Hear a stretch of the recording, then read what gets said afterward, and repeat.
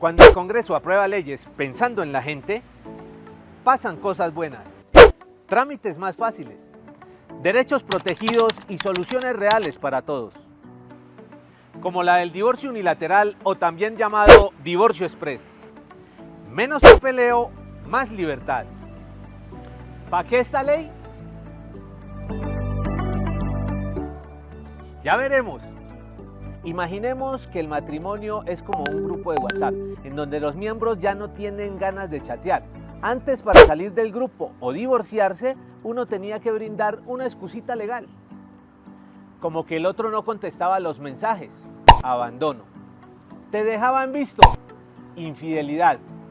O simplemente ponía stickers molestos, maltrato. Antes de esta ley, divorciarse era todo un lío. 9 causales de divorcio, entre las cuales alcoholismo, maltrato, abandono de hogar por más de 2 años. Y lo peor era probarlo. Ahora, esto es más fácil. Ahora, con la ley 2442, basta con un solo: señor juez, ya no quiero seguir, se me acabó el amor. Menos drama. Pero no es tan fácil, sin embargo es una ley, y como tal, tiene varias cosas que se deben cumplir. Yo tengo una amiga que conoce mucho del tema, voy a llamarla para que nos pueda despejar las dudas.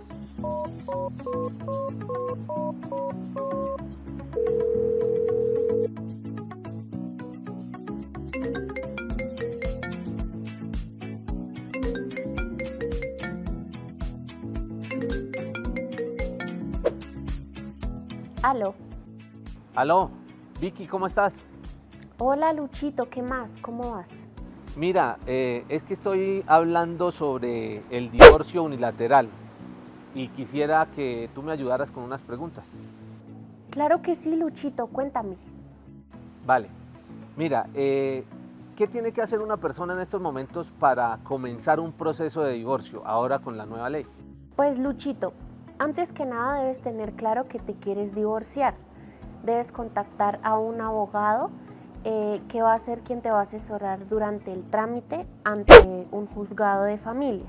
Cuando tú radiques la demanda de divorcio, la debes acompañar con una propuesta de divorcio, y eso sería todo. Y si mi pareja no se quiere divorciar, ¿puede parar el divorcio? ¿Puede trancar el proceso?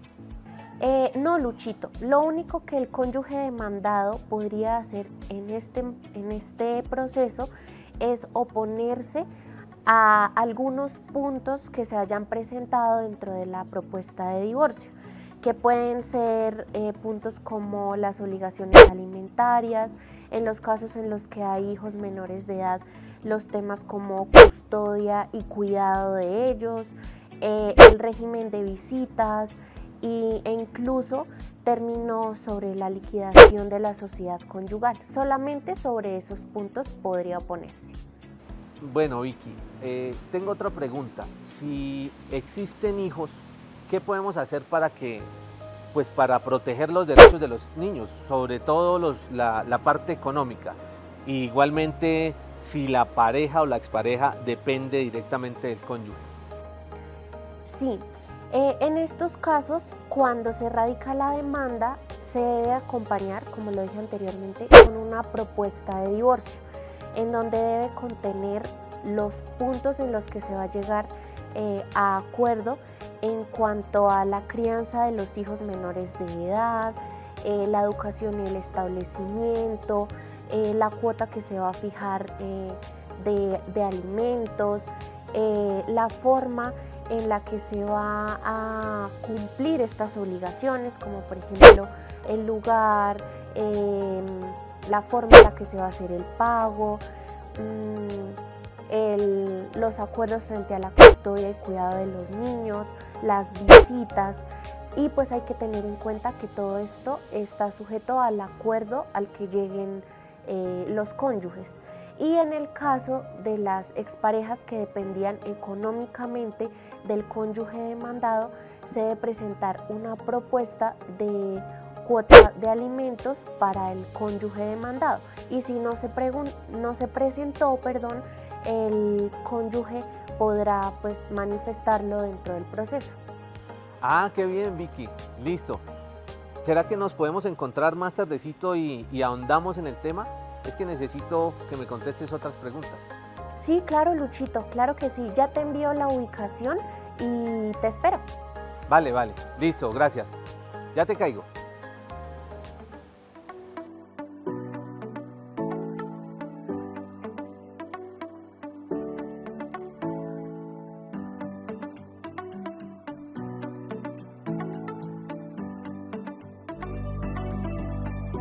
Hola Victoria, ¿cómo estás? Hola Luchito, ¿Qué ¿qué más? Bien, ¿Cómo te ha ido? vas? Bien. ¿Y entonces todavía tu amigo se quiere divorciar? Pues digamos que no es mi amigo, es que estoy haciendo un análisis de una nueva norma que es la norma de la ley del divorcio unilateral. Entonces, pues a raíz de eso es que te llamé y quiero andar en el asunto. De regreso para acá venía pues preguntándole a la gente y me dieron unas preguntitas pues, que me parecen importantes para contestar. Sí. Mira, son 3 preguntas. ¿Qué le podemos decir a cada uno de ellos? Me casé por la iglesia. ¿El divorcio express anula eso o solo la parte civil? Ok, pues Luchito, en este caso, el divorcio lo único que puede hacer es dejar sin efectos civiles al matrimonio. El trámite ante la iglesia sigue siendo igual que como se tramitaba anteriormente. Pero eso aplica, o sea, derechos civiles, completamente los derechos civiles. Exactamente. Si mi esposo se niega a firmar, ¿puedo divorciarme rápido o me toca pelear en un juzgado? En este caso, como la demanda se presenta de manera unilateral, el cónyuge demandado no necesita brindar su consentimiento para poder realizar este trámite. Frente a los únicos puntos ante los que se puede manifestar o llegar a un acuerdo es a lo que se presenta dentro de la propuesta de divorcio. No hay consentimiento frente a nada más, porque para eso se tramita ante un juzgado y se hace la aclaración de que este proceso que se realiza de manera unilateral no se puede tramitar por notaria. O sea, simplemente decir ya nomás y listo, empieza el proceso. Y Fácil. radicarlo ante el juzgado, exactamente. Bueno, y esta última me pareció interesante, pues a la vez jocosa, ¿no? Pero interesante por el tema de tecnología. ¿Puedo pedir mi divorcio por WhatsApp? Pues Luchito, su merced puede que se haya cuadrado por WhatsApp, pero para iniciar este trámite no puede hacerlo por ahí. Nuestra legislación se ha actualizado para permitir que este tipo de procesos puedan hacer uso de las tecnologías de la información y las comunicaciones. Este proceso de divorcio puede iniciarse por correo electrónico, pero por WhatsApp no. Bueno, Vicky, y si por ejemplo mi pareja entra en lo que llamamos comúnmente el pataleo, empieza a patalear, ¿hasta dónde puede patalear o por qué puede patalear?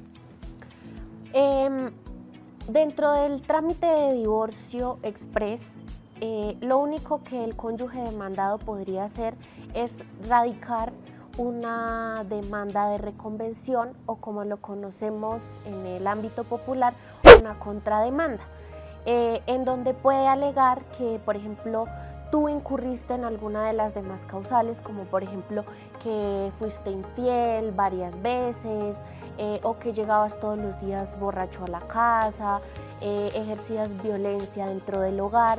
Entonces, solamente dentro de ese ámbito el cónyuge demandado podría manifestarse con otra demanda dentro de ese trámite. Ah, qué bien. O sea que ahora sí prácticamente se termina la frase de hasta que la muerte nos separe. Literalmente sí, Luchito. Acá en este caso es hasta cuando tú decidas divorciarte o hasta cuando yo decida que me quiero divorciar. Bueno, Vicky, te agradezco de verdad por compartir conmigo y por compartirle a la gente esta ley, o sea, explicarles un poquito y en palabras castizas lo que significa esta ley. Claro. Gracias, que sí, Vicky. Luchito. Nos Con hablamos mucho entonces gusto. después. Vale. Por ahora, fin a este tema, pero hay otros que me rompen la cabeza. Por eso, no se divorcie de nosotros, porque hay mucho más.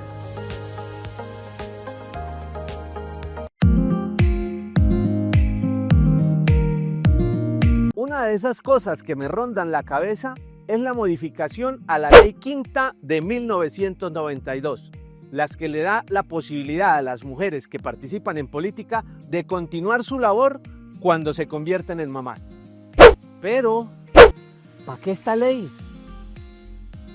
Imaginemos a una directora de orquesta, pero embarazada, y que llegó el momento esperado. Pero después de las pocas semanas podrá seguir dirigiendo su orquesta de manera virtual y a la vez cambiar los pañales. Genial, ¿no? Para entender de este tema me encontraré con Ángela Vega, una abogada experta en esta materia. Ángela, ¿cómo estás? Gracias por aceptar la invitación.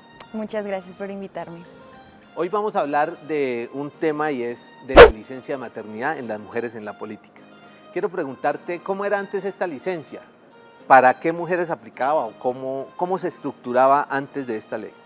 Bueno, pues cuando una mujer en política entraba en licencia de maternidad, automáticamente, entre comillas, perdía su puesto. Es decir, ella salía y entraba el siguiente en lista. Entonces esto era negativo porque la mujer política perdía durante el tiempo de la licencia de maternidad sus derechos, entonces no podía participar en las sesiones, no podía presentar proposiciones, ni podía ejercer sus derechos políticos. Ahora, con esta ley, se les va a garantizar que ellas sigan teniendo sus derechos en política de una manera remota. ¿Cómo es eso? ¿En qué casos específicos puede la mujer votar de manera remota en alguna sesión? No, ella puede participar en todas las sesiones, puede presentar sus proposiciones, puede votar, puede intervenir en el debate, puede comunicarse con la mesa directiva. Sin embargo, las votaciones que sean secretas, esas sí no las va a poder hacer de forma remota. Sin embargo, va a tener los mismos derechos y garantías que se les da acá en plenario. Ángela, ¿qué garantías tienen aquellas personas que trabajen desde la conexión remota en estas sesiones o en su trabajo en la política? Bueno, las principales es que van a poder votar, van a poder hacer uso de su voto, van a poder presentar mociones, proposiciones y ponencias. Además de eso, la mesa directiva les va a dar todas las garantías necesarias durante el debate. Además de eso, se les va a dar la garantía de su individualización de voto. ¿Qué pasará, por ejemplo, con estas congresistas de las regiones remotas en donde no hay buena conectividad? ¿Cómo va a ser ese proceso?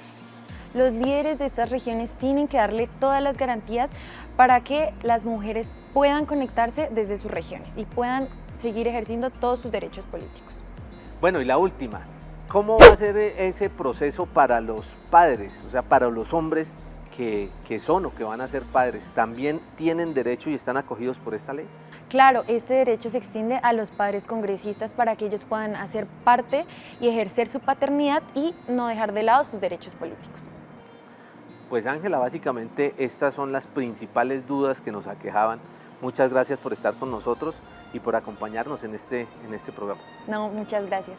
Conoceremos el caso de una representante que pasó momentos difíciles en el transcurso de la modificación de esta ley. Representante María Fernanda, muchas gracias por aceptar la invitación para hablar, para conversar un poquito de leyes útiles para la gente. No, Luis Carlos, muchas gracias a ustedes. De verdad que es muy importante que la gente sepa para qué estamos en el Congreso. Básicamente voy a hablar de un tema pues que en su vida fue agridulce y pues se fue el nacimiento de Amalia. Amalia, pues su bebé que tiene 9 meses y el tema agridulce, ¿por qué? Porque tuvo un impacto fuerte en el tema político y personal que usted vivió. ¿Cómo fue ese tema que vivió a raíz del nacimiento de Amalia? Bueno, Amalia nació de manera natural, me esperó varios días durante el debate de la reforma laboral, yo era la coordinadora de la reforma en la Cámara y en el primer debate en la Comisión Séptima tuve todo ese debate, pues embarazadísima, tenía 38 semanas, iban los paramédicos a medirme la tensión porque se estaba subiendo, luego salimos, aprobamos el primer debate y al otro día literalmente Luis Carlos estaba entrando en trabajo de parto. Mi hija nació en la mañana del 20 de junio, que fue el día que salimos al receso legislativo de mitad de año. En ese momento perdió su curul, o cómo fue el proceso de esa licencia que le tocó vivir a usted en el tema político. No, en ese momento la licencia que había es la misma licencia que tienen todas las trabajadoras de 18 semanas y si yo me la tomaba tenía que renunciar a mi voz, a mi voto, tenía que renunciar por 18 semanas a la posibilidad de tener un equipo de trabajo. Yo tengo 10 personas en mi equipo de trabajo que se iban a quedar también por fuera esas 18 semanas. Iba a perder continuidad mi trabajo, el trabajo que hemos hecho desde esta curul por las familias trabajadoras y por las mujeres. Entonces mi decisión fue continuar con el cuidado de mi hija, sí, porque además frente a otras mujeres trabajadoras pues tengo otros privilegios, pero haciendo unos sacrificios muy grandes, ¿no? Porque no pude estar esas 18 semanas con ella y no pude tomarme la licencia. Pero de ahí surge la licencia de maternidad para mujeres en política porque logramos aprobarla en medio de lo que debió ser mi licencia de maternidad. Logramos hacer ley esta iniciativa que incluso como coautora la firmé mucho antes de quedar en embarazo. ¿Qué opinión le merece la ley 2436? ¿Qué opina sobre ella y cómo cree que podría haber, digamos, definido la parte suya política en ese momento cuando nació la niña? Pues definitivamente si hubiera estado esta ley cuando nació mi hija, yo hubiera podido seguir ejerciendo mi trabajo desde mi casa con unas herramientas virtuales para poderme conectar a las sesiones, para poder incluso participar del debate, seguir votando, tener a toda mi UTL, a mi unidad de trabajo legislativo todavía pues trabajando también y hubiera podido cuidar al mismo tiempo a mi hija. No lo pude hacer, pero defendí esta ley con todas las ganas, con todas las fuerzas, porque a ninguna otra mujer en política le puede pasar, no solamente a las congresistas, a las edilesas, a las concejalas, a todas las personas que se eligen por voto popular, las mujeres, porque cada vez más las mujeres entramos al mundo del trabajo y a la política también. Lo que quiere decir que cada vez somos más jóvenes, Luis Carlos, que cada vez estamos en etapa productiva y reproductiva al mismo tiempo y nadie nos puede decir bajo ninguna circunstancia, no nos pueden obligar a ser madres, pero tampoco nos pueden obligar a no serlo. Entonces la sociedad nos tiene que dar las herramientas para que podamos hacer. Llegar a la política es muy difícil, usted no se alcanza a imaginar, incluso para todas las mujeres, de todas las orillas políticas, para unas más que otras, unas gozan de más privilegios que otras, pero para todas es difícil.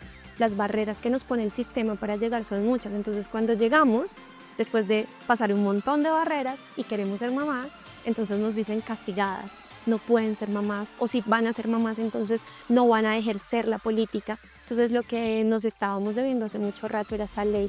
Esa ley es importantísima para garantizar que más mujeres entren en política y que más mujeres quieran permanecer en la política siendo mamás.